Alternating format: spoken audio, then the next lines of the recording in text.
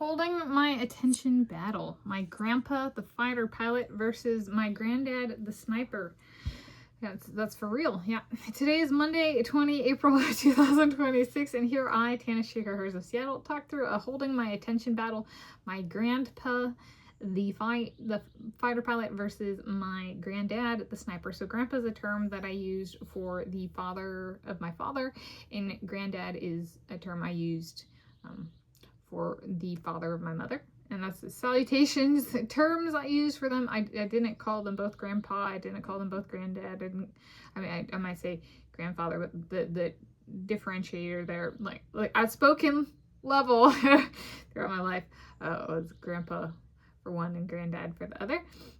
And so my grandpa was stationed in, well, kind of moved around a lot, and including being stationed in Asia during the Vietnam War.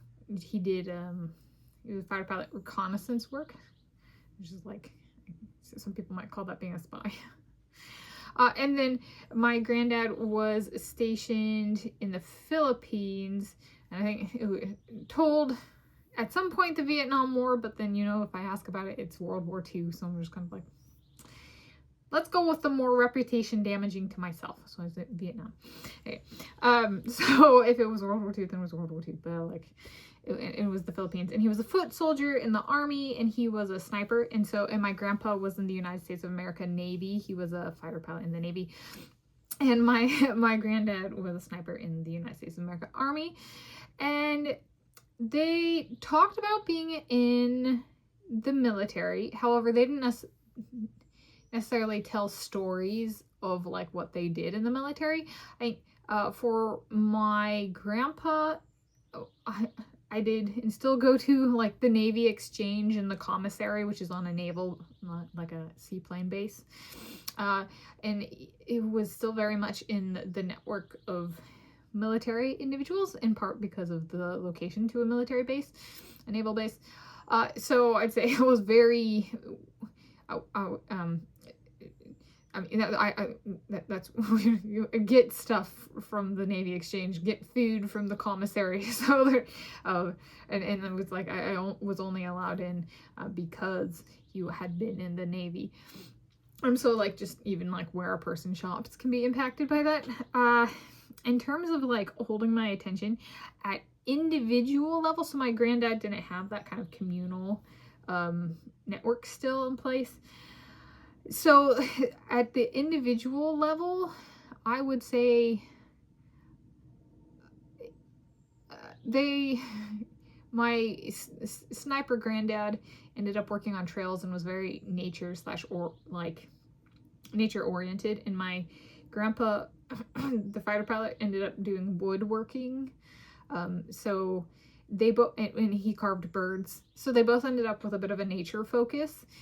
I think I would actually put them about on par with each other. For real. I think in terms of the legacy of them, however, in my family, everybody likes Top Gun except for me. I like American Sniper with Bradley Cooper in it. So like if I'm gonna put on a movie just for fun, my parents go Top Gun and I go American Sniper. Okay. So in terms of like which profession or position holds my attention, sniper wins like every time. So even though I've been on a naval like air carrier, you know, kind of thing, I just kind of like to learn about it. There's a little bit of like, in terms of like which actually like, would I be interested in that'd be the Army and being a sniper. You know, even with these, I have to wear these all the time, these glasses, you know, like with these frames, and I'm like, you know, if my vision improved, you know, that kind of thing. So I have a preference for the Army in the sniper position over the Navy in a fighter pilot position. That is deviant for my family, except for, you know, the guy who actually served as a sniper in the Army. However, at like individual level, they didn't necessarily tell stories about their time in the military, like at like what happened level. So would my experience with my grandfathers impact how I might share stories with my soulmates? So like if I were to serve in the military and I had military service, would it impact that? And I was like, Could I tell stories? I was raised in a family where, because stories weren't told to me, the granddaughter, there was a little bit of like, I don't know if they're allowed to or not. Like, but like, then I've read books from the library where there's stories published, you know, and seen movies. So I'm like, I think I could. I would like to. And it'd be really cool, like, if I could tell stories, like, you know, do I have a soulmate who's like some CEO of like Apple or something, you know, and like we have like a dinner together and I tell a story of me in the military, and then he goes like to the boardroom and tells the story, right? It's a way of enriching our interactions, but then also like giving them something about me, their soulmate, that they could share with their community, whether, you know, of interest or not. So maybe they don't share it, but maybe they do. Maybe with a different soulmate, he's like, it's go time, it's time go. A particular rock human pair, you know, start being insistent. Time to share, go time go. And he goes, and each time I see you, I'm going to write it, and I'm going to work on it and finesse my writing so I can, you know, publish a book on dinners with Tanis.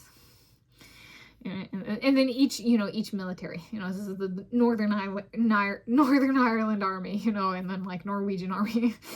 And, you know, and then in Greece Army, or like, there's got to be a book for each, you know, but like, is that enough? Is there going to be more? How many volumes, you know, that kind of thing. I would like to.